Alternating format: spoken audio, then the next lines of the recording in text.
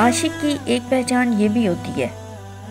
کہ وہ ہر منظر، ماحول، معمول یا معاملے میں سے اپنے معشوق کی رضا، خوشی اور قربت کا سامان نکال لیتا ہے۔ اگر کوئی عاشق اپنے معشوق کے دل میں جگہ بنانا چاہتا ہو تو وہ اپنے معشوق کے دکھ، خوشی اور محبت کو اپنا دکھ، خوشی اور اپنی محبت بنانے لگ جائے۔